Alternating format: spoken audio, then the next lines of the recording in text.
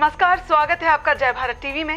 मैं हूं आपके साथ आकांक्षा थापा और आप देख रहे हैं टॉप न्यूज। आज के इस न्यूज बुलेटिन में हम आपको दिखाएंगे दुनिया और देश से जुड़ी बड़ी खबरें। साथ ही बात करेंगे कि उत्तराखंड और खेल जगत में क्या कुछ है खास। तो चलिए शुरू करते हैं आज की टॉप न्यूज। अमेरिका के राष्ट्रपति जो बाइडेन 28 अप्रैल को कांग्रेस के दोनों सदनों को संयुक्त रूप से संबोधित करेंगे। इसके लिए प्रतिनिधि सभा के स्पीकर नैन्सी पेलोसी ने राष्ट्रपति को पत्र लिखकर आमंत्रित किया है। जो बाइडेन का संयुक्त अधिवेशन में पहला संबोधन होगा। उनकी सरकार को भी 100 दिन पूरे हो जाएंगे। अमेरिकी राष्ट्रपति चुनाव में डोनाल्ड ट्रंप को हराकर जो बाइडेन ने भारी बहुमत से जीत हासिल की थी और 20 जनवरी को भारतीय मूल की कमला हैरिस ने उपराष्ट्रपति पद व बाइडेन ने राष्ट्रपति पद की शपथ ली थी।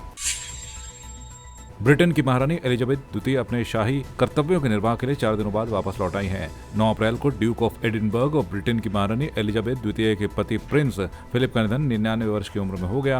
वो लंबे वक्त से बीमार चल रहे थे। इस कारण उन्होंने वर्ष 2017 में शाही समारोह से खुद को दूर रखने का ऐलान किया था।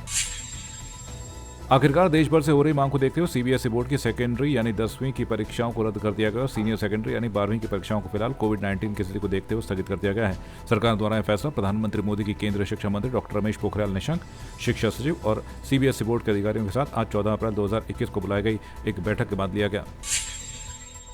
कांग्रेस के पूर्व अध्यक्ष राहुल गांधी ने बुधवार को बंगाल के उत्तर दिनाजपुर में एक चुनावी रैली के दौरान ममता बनर्जी पर जमकर तंज कसे। राहुल ने कहा कि पश्चिम बंगाल एकमात्र ऐसा राज्य है जहां आपको नौकरी पाने के लिए पैसे देने पड़ते हैं।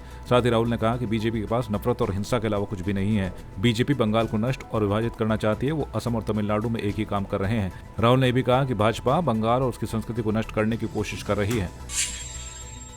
देश में वैश्विक महामारी कोरोना वायरस संक्रमण की दूसरी लहर ने बेहद भयानक रूप ले लिया है। इसकी चपेट में मुख्यमंत्री योगी आदित्यनाथ भी आ गए हैं।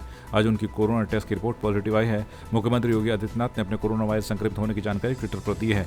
बुधवार को मुख्यमंत्री ने खुद ट्वीट कर इसकी जानकारी दी और कहा कि अब वो सेल्फ आइसोलेशन में है। आज पूरे भारत में संविधान निर्माता डॉक्टर भीमराव अंबेडकर जयंती बड़ी धूमधाम से मनाई गई। डोईवाला में भी कांग्रेस कार्यकर्ताओं ने अंबेडकर की 130वीं जयंती पर उनके चित्र पर फूल चढ़ाकर उन्हें श्रद्धांजलि अर्पित की। आपको बता दें कि भारत के संविधान के एक प्रमुख वास्तुकार अंबेडकर ने महिलाओं के अधिकारों और मजदूरों के अधिकारों की भी वकालत की। उनके योगदान को देखते हुए हर साल उनके जन्मदिन को अंबेडकर जयंती के रूप में मनाया जाता है। भारत रत्न और जो हमारा संविधान हिंदुस्तान का जो पूरे विश्व में सबसे लोकप्रिय संविधान था, उसके निर्माता आदरणीय भीमराव अंबेडकर जी का 130वीं जयंती हम लोग मना रहे हैं। और मुझे खुशी है आज हम लोग यूथ कांग्रेस के द्वारा आज ये कार्यक्रम भानीवाला पर किया गया है, जिसमें हम सभी लोगों ने मिलजुल कर अंबेडकर जी को श्रद्धांजलि दी है।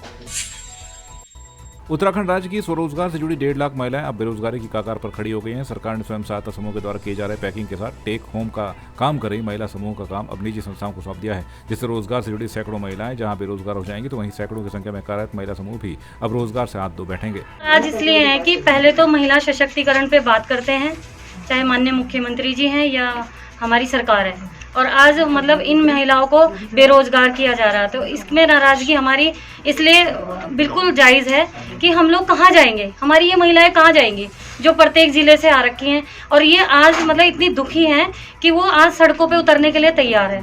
क्योंकि जो ये रोजगार से जुड़ी थी, जो काम कर रहे थे, ये ई टेंडर के माध्यम से मशीनीकरण होने जा रहा है।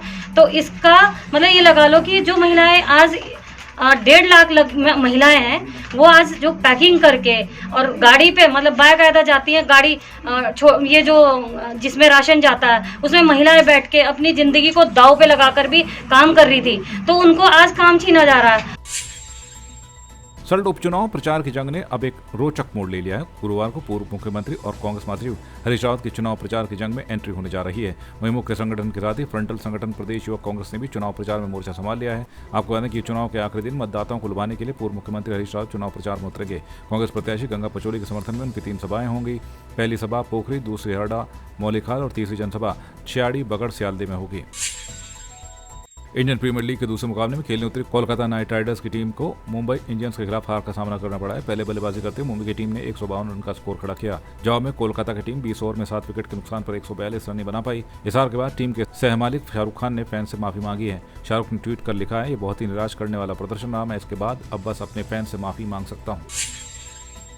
जिम्बाब्वे के पूर्व कप्तान हीथ स्ट्रीक को बुधवार को इंटरनेशनल क्रिकेट काउंसिल यानी आईसीसी ने बड़ी सजा दी है। आईसीसी एंटी करप्शन कोड को तोड़ने के 5 आरोपों को स्वीकार करने के बाद हीथ स्ट्रीक को 8 साल के लिए सभी क्रिकेट से प्रतिबंधित कर दिया गया है। स्ट्रीक को 2016 से 2018 तक जिम्बाब्वे के कोच और विभिन्न घरेलू टीम के कोच के रूप में उनकी स्थिति के आधार पर संहिता के सहित आरोपों में पाया गया था। तो ये थी आज की बड़ी खबरें। ऐसी ही ताज़ा खबरें हम आप तक पहुंचाते रहेंगे। इसके लिए आपको हमारे चैनल को लाइक, शेयर और सब्सक्राइब करना होगा। फिलहाल मुझे दीजिए इजाजत। नमस्कार।